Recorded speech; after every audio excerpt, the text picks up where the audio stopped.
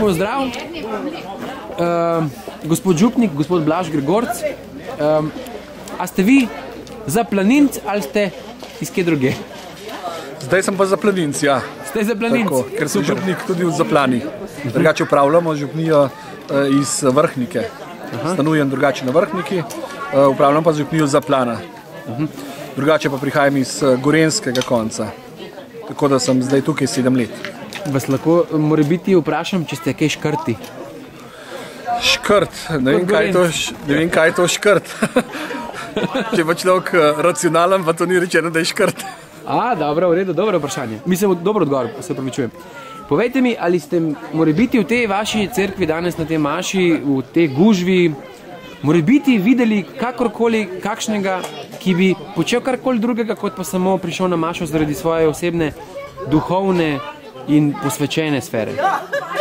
Mislim, da je vsak prišel zaradi potrebe po duhovni hrani. Zdaj, s kakšnim razpoloženjem, s kakšnim stanjem prihaja, pa vsak sam ve.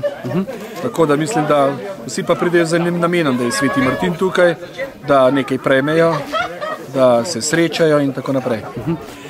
Kaj bi se zgodilo, če bi morebiti zagledali nekoga v kakšni klopi ali stoje, ki bi si morebiti delal kakšne zapiske?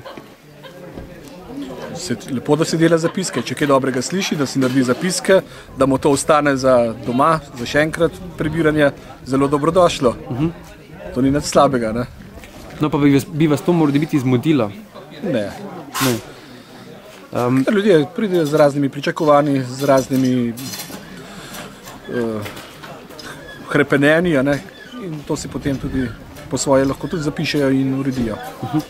Zanima me, ali se vam tudi morda vam zdi, da bi, oziroma da se v Sloveniji zopet ponovno pojavljajo neke metode, ki bi spominjali neke čase za nazaj, neko našo polpreteklo zgodovino, ki je bila morda tudi kruta, in da se to ponovno vrača. Se vam zdi ta neka naloga, ki jo je dal en profesor na fakulteti v Ljubljani, na fakulteti FDV, sporna glede tega, da bi se proizvali neki novi kadri za neke službe, ki so bile včasih tajne službe?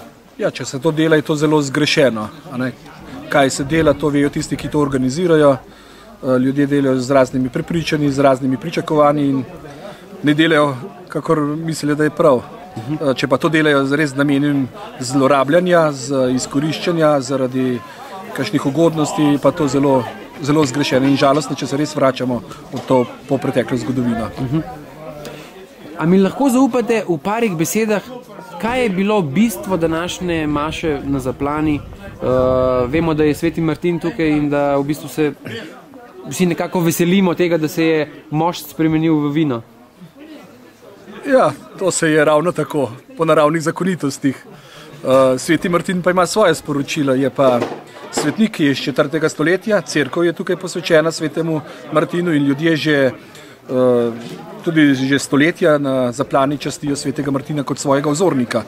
In je prav, da se pri njem navdihujejo, da dobivajo pri njem tudi navdih predvsem za dobroto, za poštenje, za služenje, tako kot je Sveti Martin služil kot duhovnik, kot škof.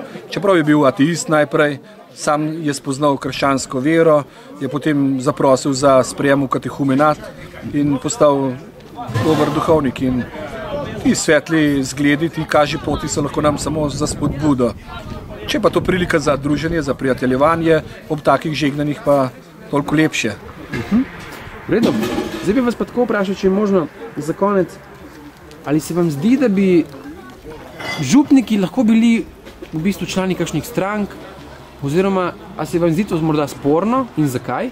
Oziroma ali se vam zdi tudi sporno, če bi bili člani kakršnikoli organizacij, kot vemo, je en izmed vaših župnikov je bil tudi v Forumu 21, pa se mi zdi, če bi bil lahko tudi morda v Zboru za Republiko ali morda v Rdečem križu, kakorkoli, vemo, da obstaja Karitas, ampak zanima me, ali župnik moralno lahko v bistvu se včlani v kakršnokoli organizacijo, ki morebiti deluje tudi politično oziroma kakorkoli na tem družbeno-političnem področju.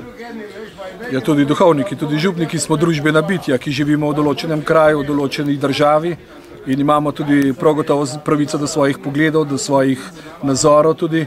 in gotovo kot katoliški duhovniki imamo tudi krščanski svetovni nazor in je prav, da imamo ta pogled in da te stvari tudi živimo, tudi vključeni z ljudmi, ker nismo izvzeti iz ljudstva, ampak smo poslani za ljudi in je prav, da tako živimo. Zdaj, kako so pa konkretno vključeni in aktivirani glede tega, vsak duhovnik ima kot duhovnik dovolj dela svojih aktivnosti, če je pa nekje aktiven, tudi ob strani oziroma da je član društva, član gasilskega društva, lovskega društva ali karkoli, je pa to njegova svobodna volja in ima pravico biti v tej druščini tudi.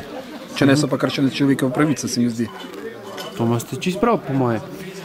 Za konec pod vprašanje temu me pa samo zanima, če bi vas nekdo prosil, da nagovorite vaše farane ob molitvi, kakorkoli politično, bi odklonili to? Če bi vas nekdo naprosil, da v njegovem imenu nagovorite... Ne, to ne, nikakor ne bi nagovarjal v njegovem imenu, ne. Če bi govoril, bi govoril samo preko svojim imenom oziroma svoj pogled na določeno problematiko. Da bi pa delal reklamo za nekoga,